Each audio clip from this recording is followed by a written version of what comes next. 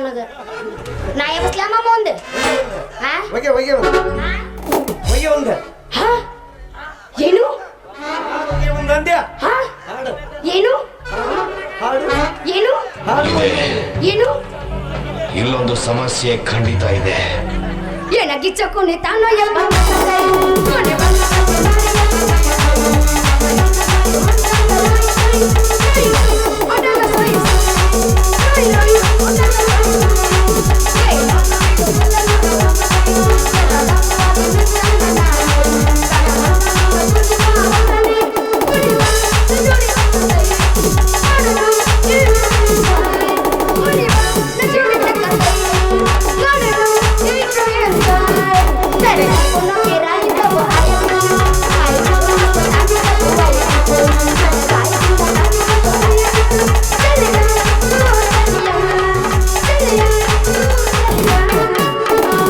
ಗಿಣಿ ಮುಗಿನ ಹೆಣ್ಣ ನಿನ್ನ ಮೇಲೆ ಐತಿ ನನ್ನ ಕಣ್ಣ ನಾಲ್ಕು ತಿನ್ನುವಂತ ಪ್ಯಾರನಾಗಲೇನ ನಾಣ ಗಿಣಿ ಮುಗಿನ ಹೆಣ್ಣ ನಿನ್ನ ಮೇಲೆ ಐತಿ ನನ್ನ ಕಣ್ಣ ನಾಲ್ಕು ತಿನ್ನುವಂತ ಪ್ಯಾರನಾಗಲೇನ ನಾಣ ನಿನ್ನ ಪ್ರೀತಿ ಬಂದಾರ ನಾನು ಸಿಗತೇನೆ ನಿನ್ನ ಪ್ರೀತಿ ಬಂದಾರ ನಾನು ಸಿಗತೇನೆ ಗಿಣಿ ಮುಗಿನ ಹೆಣ್ಣ ನಿನ್ನ ಮೇಲೆ ಐತಿ ನನ್ನ ಕಣ್ಣ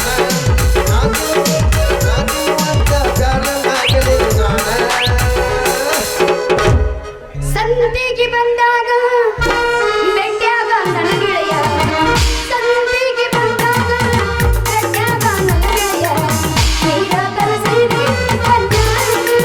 ಗೆಳೆಯ ಗೆಳೆಯ ಮೀನು ಸಿಕ್ತಂತ ನಾ ಗಾಣ ಹಾಕಿದ್ರ ಮೀನು ಸಿಗತ್ತಂತ ನಾ ಗಾಣ ಹಾಕಿದ್ರ ಮೀನಿನ ಬದಲ ಮೊಸಳಿಗೆ ಬಂದು ನನ್ನ ಪ್ರಾಣ ತೆಗೆದಲ್ಲ ಗೆಳೆಯ ನನ್ನ ಪ್ರಾಣ ತೆಗೆದಲ್ಲ ಗೆಳೆಯ ಮುಂಜಾನೆಯ ಮನಸ್ಸಲ್ಲಿ ನನ್ನ ಬಾಳಕ ಮನಸ್ಸಿನಿಂದ ನಾ ತಿಳ್ಕೊಂಡ್ರೆ ನನ್ನ ಬದುಕಿಗೆ ನೆಂಜಾಗದ ಗೆಳೆಯ ನೆಂಜಾಗದ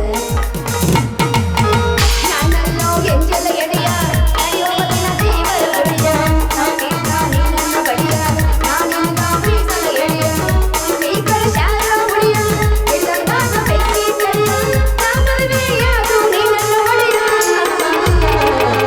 ಇಲ್ಲಂದ್ರ ಮನಗೆ ಹೋಗ್ತಾನ ಗೆಳೆಯ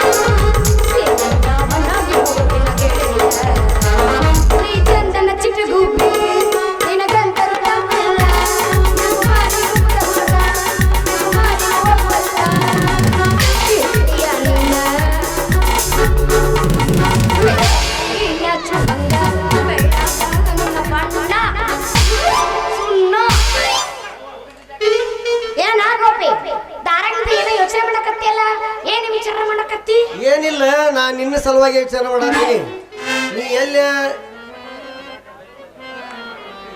ಗಂಗಾ ನೀ ಹೇಳೋದ ಕರೆ ಐತಿ ನಾ ಎಲ್ಲ ನೀನ್ ನೋಡೇನಿಲ್ಲ ಅಂದಿಲಿಂದ ತಡಿ ತಡಿ ಒಂದು ಹೇಳೋ ಮಾಡ ತಡಿ ಒಂದ ಹಂಗೆ ಅವಸರ ಮಾಡತ್ತೆ ಅವಸರ ಬಿಟ್ಟಿದ್ದ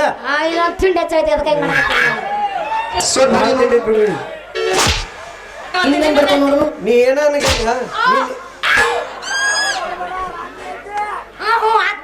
ಗಂಗಾ ನನ್ನ ಮನಸ್ಸ ಸುಮ್ಮನೆ ಪರೀಕ್ಷೆ ಮಾಡಕ್ ಹೋಗ್ಬೇಡ ನೀ ನನ್ನ ಲಗ್ನ ಆಗತ್ತೆ ಅಂದ್ರ ಅಕ್ಕನ ಅಂತೇಳ ಮತ್ತಿಲ್ಲ ಬರ್ಮ್ಯಾನ ಲಗ್ನ ಆಗತ್ತೆ ಅಂದ್ರ ಬರ್ಮ್ಯಾನ ಲಗ್ನ ಅಂತೇಳ ಇವತ್ತು ಯಾರ ಒಂದು ತೀರ್ಮಾನ ಆಗ್ಲಿಲ್ಲ ಈಗ ಗೋಪಿ ಒಂದು ವೇಳೆ ನನ್ನ ಮದುವೆ ಆಗಲ್ಲ ಅಂತ ಇಟ್ಕೋ ಅವಾಗ ನೀ ಏನ್ ಮಾಡ್ತಿ ಏನಿಲ್ಲ ಈಗ ಆ ಲೈಲಾ ಮಜ್ನು ಅದರಲ್ಲ ಹಂಗ ಅವ್ರ ಪ್ರೀತಿಗಾಗಿ ಪ್ರಾಣಕ್ಕೆ ಪ್ರಾಣ ಕೊಟ್ಬಿಟ್ರೆ ಪ್ರಾಣಕ್ಕೆ ಪ್ರಾಣ ಅದಕ್ಕೆ ಅದನ್ನ ಮಾಡಕ್ ನಾ ಸಿದ್ಧ ಅದನೀಗ ಅಲ್ವ ನಾನು ಬರೀ ಪರೀಕ್ಷೆ ಮಾಡಕತ್ತೀನಿ ನೀ ಏನೋ ಪೋಲ್ ಮೇಲೆ ಸಾಯ್ತಿನಕತ್ತಿಲ್ಲ ದೋಸ್ತ ಹಂಗ್ಯಾಕ ನೀ ಹಂಗ ಕೊಡ್ಬೇಕಂಗ ಮದುವೆ ಮಾಡಕ್ ಒಲ್ಲೆ ಅಂತಂದ್ರೆ ನೀ ಮದುವೆ ಮಾಡಕ್ ಒಲ್ಲೆ ಅಂತಂದ್ರೆ ನೀ ಪೋಲಕ್ಕೆ ಹೋಗಿ ಸೀದ ಓಣಿಯಾಳ ಪೋಲಕ್ಕೆ ಹೋಗಿ ಬಿದ್ದ ಪ್ರಾಣ ಬಿಟ್ಟು ಬಿಡ್ತೀನಿ ಆತ್ ಬಿಡು ಅದ್ರ ಬಗ್ಗೆ ನೀ ಬಾಳ ಚಿಂತೆ ಮಾಡಕ್ ಹೋಡ ಯಾಕೆ ಗೊತ್ತನ ನಾ ಮೊದ್ಲಿನಂಗ ಈಗ ಸಣ್ಣಕಲ್ಲ ನಾನು ದೊಡ್ಡ ಹೌದಲ್ಲ ದೊಡ್ಡಕಿಗೆ ಹಂಗಾರ ಹಂಗಾದ್ರ ಒಯ್ಯ ಒಂದ ಆತಾಳೆ ನಾ ಮುಂದೆ ಹೋಗ್ತೀನಿ ಜುಮ್ಮಂತ ನಿಂದ ಮುಟ್ಟಿ ಜುಮ್ಮಂತ ನಿಂದ ಮುಟ್ಟಿ ಒಂದೈತಿ ಬಾಳ ಗಟ್ಟಿ ಜುಮ್ಮಂತ ನಿಂದ ಮುಟ್ಟಿ ಒಂದೈತಿ ಬಾಳ ಗಟ್ಟಿ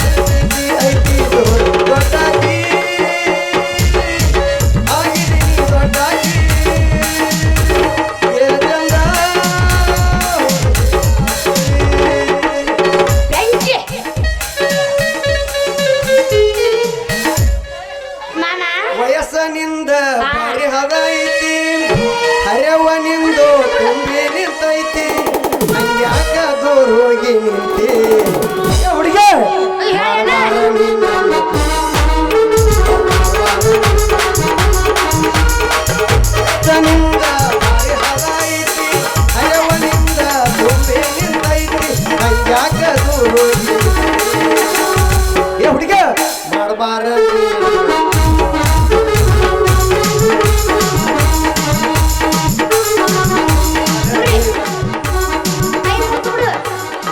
ಇಲ್ಲ ನೋಡಿ ಉಪ್ಪಿನಾಟ ಕೆಲಸ ಮಾಡ್ಕೊತೇನಂತ ಮುರಿದ ಬಿಡ್ತಾನೆ ಹೊಡೆದು ಹೊಡ್ತೀರಿ ಅದ ಮನೆಗೆ ಹೋಣ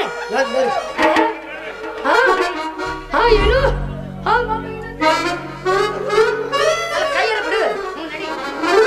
ತಾಯಿಗಳನ್ನು ಕಳೆದುಕೊಂಡು ತಪ್ಪಲಿಯಾದ ನನಗೆ ಇಲ್ಲಿವರೆಗೂ ತಮ್ಮ ಮಗಳಂತೆ ಕಾಣುವ ನನ್ನ ಅಣ್ಣ ಅತ್ತಿಗೆಯರನ್ನು ಆರೋಗ್ಯ ಭಾಗ್ಯವನ್ನು ಕೊಟ್ಟು ಈ ತಂಗಿಯ ಮೇಲೆ ಅಕ್ಷತೆ ಆಗಬೇಕೆಂದಿರುವ ನನ್ನ ಕನಸನ್ನು ನನಸು ಮಾಡಿ ನನಗೆ ನೌಕರಿ ಸಿಗುವಂತೆ ದಯಪಾಲಿಸುತ್ತದೆ ನಿನ್ನಲ್ಲಿ ನಾನು ಸೆರೆಗೊಂಡು ಬೇಡಿಕೊಳ್ಳುವೆ.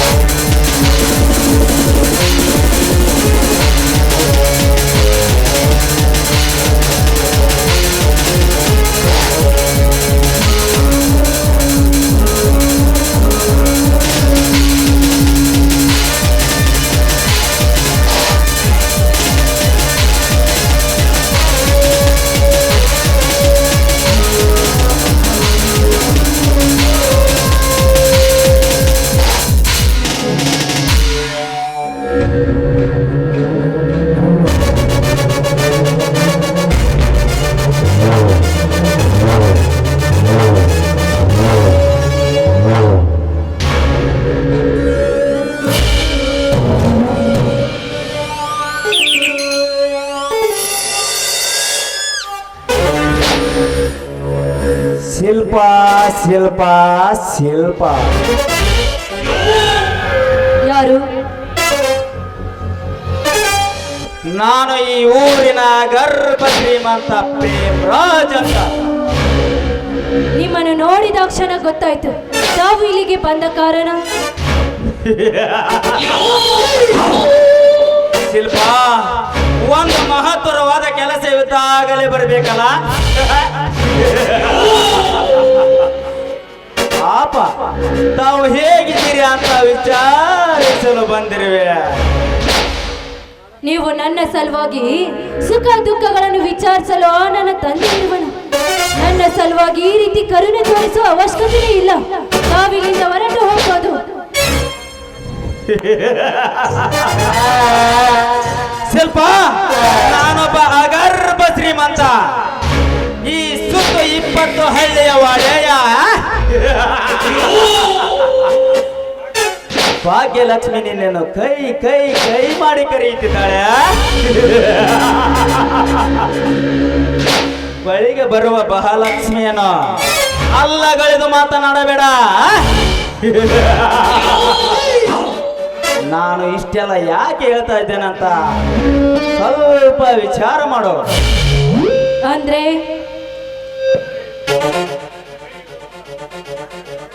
ಅಂದರೆ ನಾನು ನಿನ್ನ ಕೈ ಹಿಡಿದು ನನ್ನ ಹೆಂಡತಿಯನ್ನಾಗಿ ಮಾಡಿಕೊಂಡು ನನ್ನ ಅಪಾರ ಸಂಪತ್ತಿನ ಒಡತಿಯನ್ನಾಗಿ ಮಾಡಲ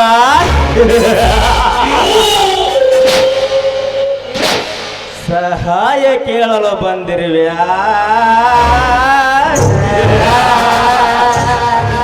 ಏಯ್, ನೀನು ನನ್ನ ಕೈ ಹಿಡಿದು ಮಡದಿಯನ್ನಾಗಿಸ್ಕೊಳ್ಳಲು ಬಂದಿಯನೋ ನೀಚ? ಒಂದು ಶಬ್ದ ಮುಂದೆ ಮಾತನಾಡ್ತಾ ಇಲ್ಲಿಂದ ಹೊರಟು ಹೋಗು. ಹೊರಟು ಹೋಗಬೇಕಾ? ಅದೆಂದಿಗೂ ಸಾಧ್ಯವಿಲ್ಲ. ನಾನು ಇಲ್ಲಿಂದ ನಿನ್ನನ್ನು ಮುಂದೆ ಹೋಗಲು ಬಿಟ್ಟರೆ ತಾನೇ.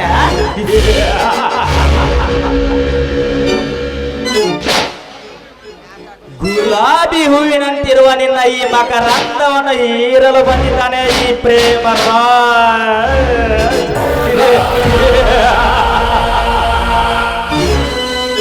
ನೀವು ನೋಡಲು ನನ್ನ ತಂದೆಯ ವಯಸ್ಸಿನವರೆಗೂ ಕಾಣುತ್ತೀರ. ನಿಮ್ಗೆ ಬೇಕೋ ಈ ಕಾಮದಾಟ? ಕಾಮದಾಟ?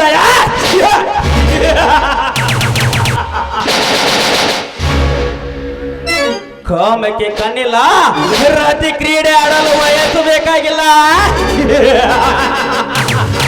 ಈ ಸುಂದರವಾಗಿ ಬೆಳೆದು ನಿಂತಿರುವ ನಿನ್ನಂತ ಹುಡುಗಿಗೆ ತಂದೆ ಎಂದು ಆಶೀರ್ವಾದ ಮಾಡುತ್ತಾ ಹೋದರೆ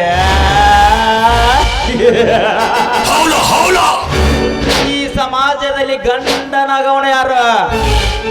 ಸ್ವಲ್ಪ ನಿನ್ನಂತ ಹುಡುಗಿಯರಿಗೆ ತಂದೆ ಎಂದು ಆಶೀರ್ವಾದ ಮಾಡುತ್ತಾ ಹೋದರೆ ಈ ನಿನ್ನ ಗೊಳ್ಳು ಪುರಾಣ ನನಗೆ ಬೇಕಾಗಿಲ್ಲ. ಸುಮ್ಮನೆಲ್ಲ ಅದನ್ನೆಲ್ಲ ಅಲ್ಲಗಳೆದು ಸುಂದರವಾದ ಈ ನನ್ನ ತೋಳ್ತಕೆಯಲ್ಲಿ ಬಂದು ಬಿಗಿದು ಅಪ್ಪಿಕೊಂಡು ನಾನು ಹೇಳಿದಂತೆ ಕೇಳುವ. ಏನೋ ಕಾಮಂತು, ಯಾರು ಇಲ್ಲದ ಸಮಯವನ್ನು ಸಾಧಿಸಿ ಒಂಟೆ ಹೆಣ್ಣಿನ ಮೇಲೆ ಬಲಾತ್ಕರಿಸಲು ಬಂದಿಯನೋ ನೀಚ? ಇಲ್ಲ ಸಲ್ಲದ ವಲಸಿ ಶಬ್ದವನ್ನು ಈ ನಿನ್ನ ನಾಲ್ಗೆಯಿಂದ ನುಡಿದಿದ್ದೆ ಆದ್ರೆ ಈ ನಿನ್ನ ನಾಲ್ಗೆಯನ್ನು ಕಡಿದು ಹಾಕಬೇಕಾಗುತ್ತದೆ. ಎಚ್ಚರವಾಗಿ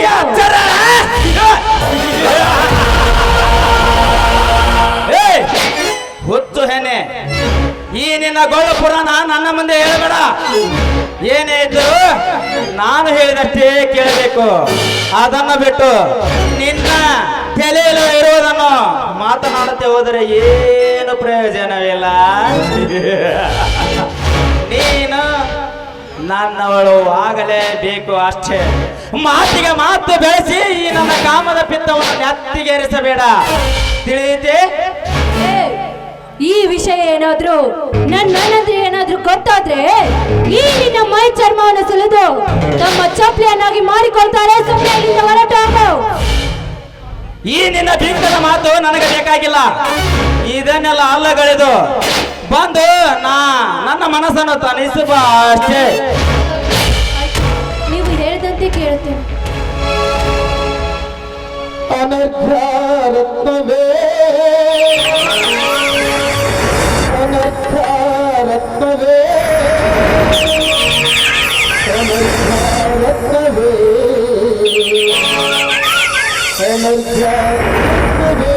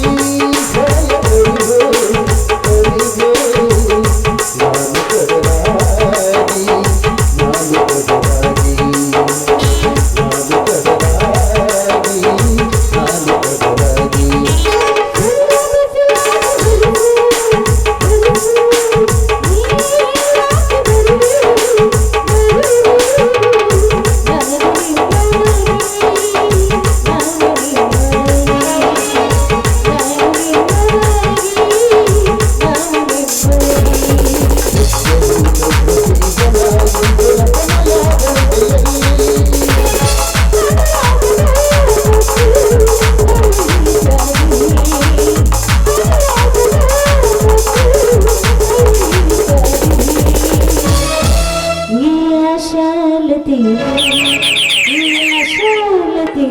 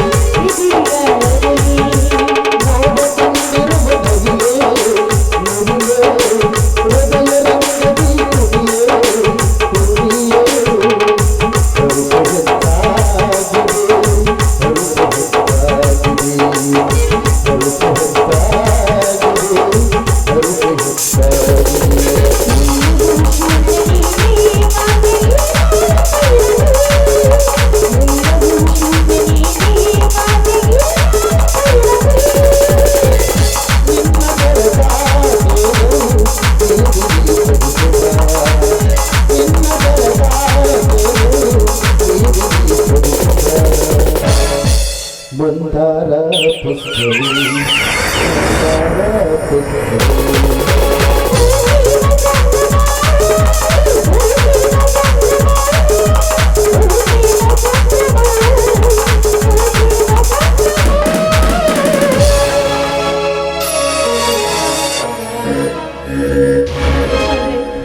ನೀವು ನೋಡಲು ನನ್ನ ತಂದೆ ವಯಸ್ಸಿನವರಿದ್ದೀರ. ಇಂಥ ಏಸೆ ಕೆಲಸವನ್ನು ಮಾಡಿ ಈ ನಿಮ್ಮ ಹಿರಿತನವನ್ನು ಕಳೆದುಕೊಳ್ಬೇಡಿ. ನೋಡಿ, ನಾನೊಬ್ಬಳು ನಿಮ್ಮ ಹೊಟ್ಟೆಯಲ್ಲಿ ಹುಟ್ಟಿದ ಮಗಳಂತ ತಿಳಿದುಕೊಂಡು ನನ್ನನ್ನು ಬಿಟ್ಟು ಬಿಡಿ. ನಿಮ್ಮ ಕೈ ಮುಗಿದು ಬೇಡಿಕೊಳ್ಳುತ್ತೇನೆ.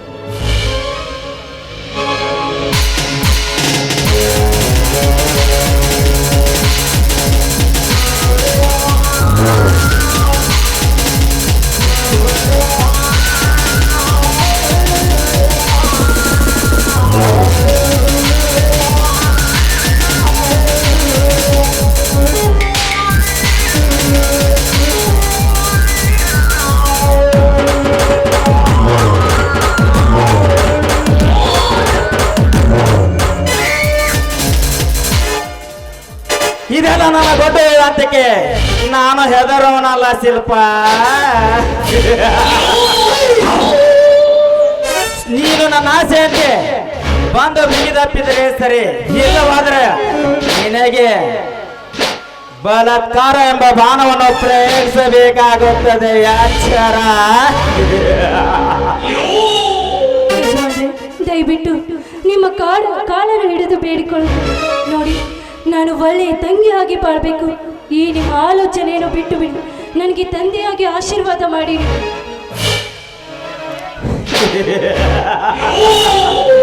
ನಿನಗೆ ತಂದೆಯಾಗಿ ಆಶೀರ್ವಾದ ಮಾಡಬೇಕೆ?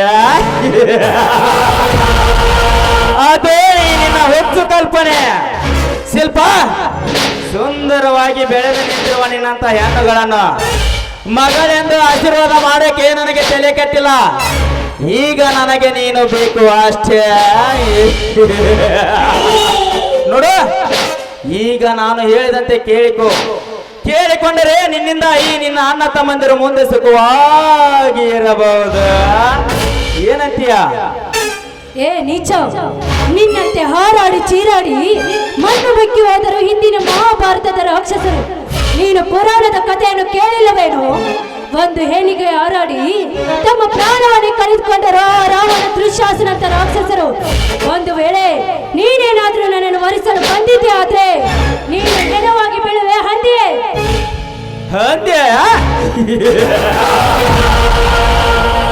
ನಿನ್ನಂತ ಬಡ ಹೆಣ್ಣು ಮಕ್ಕಳೊಂದಿಗೆ ರತಿ ಕ್ರೀಡೆ ಆಡಲೆಂದೆ ಆ ಬ್ರಹ್ಮ ನನ್ನನ್ನು ಈ ಕಲಿಯುಗದಲ್ಲಿ ಸೃಷ್ಟಿ ಮಾಡಿಬಿಟ್ಟಿದ್ದಾನೆ ಶಿಲ್ಪ.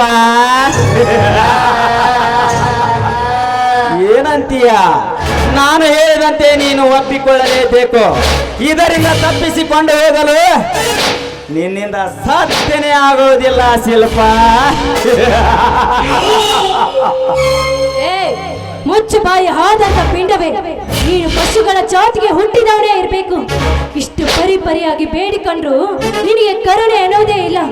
ಈ ರೀತಿ ಎಷ್ಟೋ ಹೆಣ್ಣು ಮಕ್ಕಳ ಶೀಲವನ್ನು ಹಾಳು ಮಾಡಿ ಎಷ್ಟೋ ಸಂಸಾರವನ್ನು ಹಾಳು ಮಾಡಿದ್ಯಾ. ನಿನ್ನಂತವನಿಗೆ ನಾನು ಪ್ರೇಯಸಿ ಆಗ್ಬೇಕಾ? ಏ ನೀಚ, ನಾನು ಭಾರತೀಯ ಗರತಿಯ ಮಗಳು. ನಿಮ್ಮಂತ ಕಾಮುಕರಿಗೆ ತಕ್ಕ ಪಾಠ ಕಲಿಸದೆ ಬಿಡುವುದಿಲ್ಲ.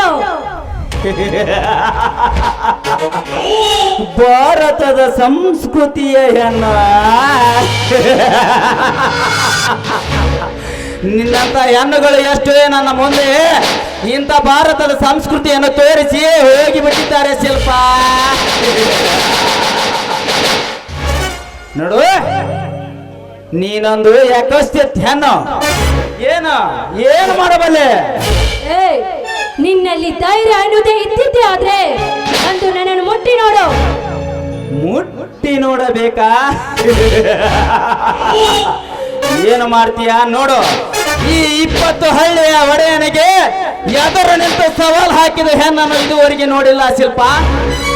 ನೀ ಏನು ಮಾಡ್ತೀಯ ನಾನು ನೋಡೇ ಬಿಡ್ತೇನೆ. ಬಾ. ಏ ಪ್ರೇಮ್ರಾಜ್, ನನ್ನನ್ನು ಮುಟ್ಟಲು ಬಂದಿದ್ದೆ ಆದ್ರೆ ಕಾಲಲ್ಲಿರೋ ಚಪ್ಪಲಿ ಕೈಗೆ ಬರಬೇಕಾಗುತ್ತದೆ. ಎಚ್ಚರವಾಗಿರೋ. ಈ ನಿನ್ನ ಚಪ್ಪಲಿ ಹೆದರಿಕೆಗೆ ಹೆದರಿ ಹೋಗೋಣಲ್ಲ ಈ ಪ್ರೇಮರಾಜ್. ಹೇಳಿ ಕೇಳಿ ನಾ ಮೊದಲ ಪಕ್ಕ ಬಿಳಿಯಾಂಡ್ರಿನ ಮಗ. ಈ ನಿನ್ನ ಚಪ್ಪಲಿ ಹೆದರಿಕೆ ನನಗೆ ತೋರಿಸಿದಿಲ್ಲ. ಇಂದು ನಿನ್ನ ಶೀಲವನ್ನು ಕಾಪಾಡಿಕೊಂಡು ಹೋಗೋ. ಅಯ್ಯೋ, ಯಾರಾದ್ರೂ ಕಾಪಾಡಿ.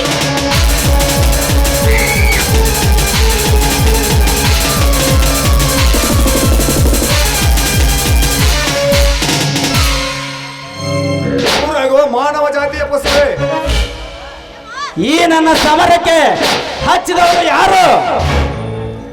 ಅಪ್ಪ ಛೇ ನೀನ ಥೂ ನಾಚಿಕೆ ಆಗುದಿಲ್ಲ ನಿನ್ನ ಕೆಲಸ ಮಾಡಕ್ಕೆ. ನಾಚಿಕೆ? ಹೇ ಕಿರಣ್, ನೀನು ಮನೆಗೆ ಬಾ, ಆಮೇಲೆ ನಿನ್ನನ್ನು ನೋಡಿಕೊಳ್ಳುತ್ತೇನೆ.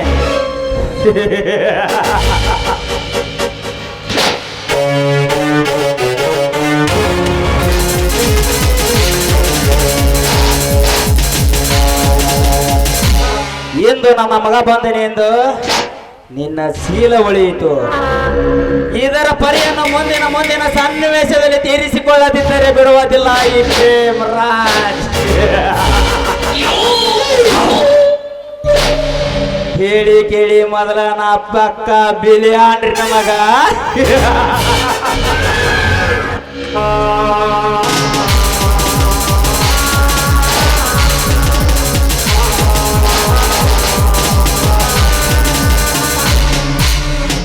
ನೋಡಿ, ಅವರು ಮಾಡಿದ ತಪ್ಪಿಗೆ ನಾನು ನಿಮ್ಮನ್ನು ಕ್ಷಮೆ ಕೇಳುತ್ತೇನೆ.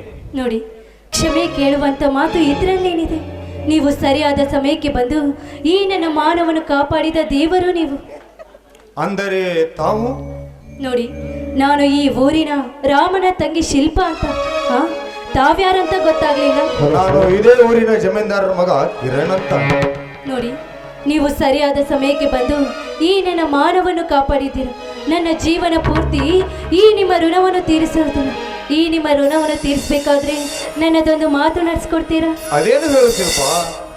ನೋಡಿ, ನನ್ನನ್ನು ನಿಮ್ಮ ಸತಿಯಾಗಿ ಸ್ವೀಕರಿಸ್ಕೊಳ್ಬೇಕು. ಇದೇ ನಿನ್ನ ಕೊನೆಯ ನಿರ್ಧಾರವೇ? ಹೌದು, ನಿಮ್ಮನಿಗೂ ನನ್ನ ಹೆತ್ತ ತಂದೆ ತಾಯಿಗಳ ಮೇಲೆ ಆಣೆ ಮಾಡಿ ಹೇಳ್ತಾ ಇದ್ದೆ. ಈ ಮಾತು ಖಂಡಿತವಾಗ್ಲೂ ಸತ್ಯ. ಈ ಕಿರಣನ ಮನ ಗೆದ್ದ ನೀನೇ ನನ್ನ ಪ್ರೇಮದ ರಾಣಿ. ನಿನ್ನ ಮಧುರ ಕಂಠದಿಂದ ಒಂದು ಪ್ರೇಮಗೀತೆಯನ್ನು ಹಾಡಬಾರದೆ? ನಿಮ್ಮಿಷ್ಟವೇ ನನ್ನಿಷ್ಟ ಅಂತ.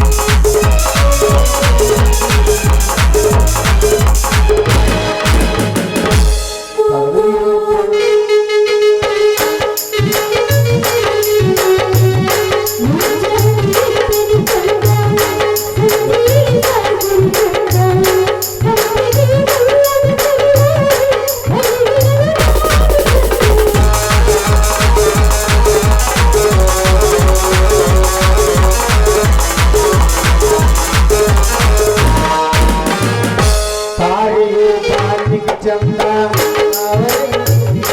ಚಂದ ಸಾವರೆ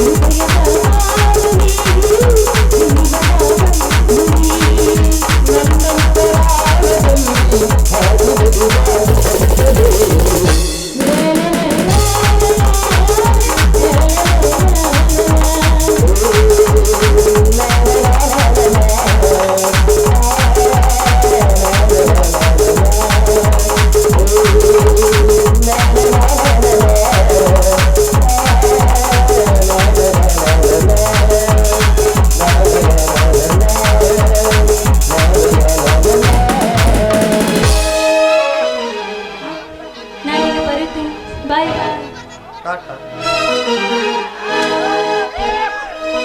ನಾನು ಸರಿಯಾದ ಸಮಯಕ್ಕೆ ಬಂದು ಒಂದು ಹೆಣ್ಣಿನ ಪ್ರಾಣ ಮಾನ ಕಾಪಾಡಿದೆ. ಅಯ್ಯೋ ತಂದೆ ಬ್ರಹ್ಮಲಿಂಗೇಶ್ವರ, ನಿನ್ನ ಕಣ್ಣು ಎದುರಲ್ಲಿ ಇಂಥ ಕೆಟ್ಟ ಕಾರ್ಯಗಳು ನೋಡಿದರು ಸುಮ್ಮನೆ ಕುಂತಿರುವೆಲ್ಲ ತಂದೆ, ಸುಮ್ಮನೆ ಕುಂತಿರುವೆ.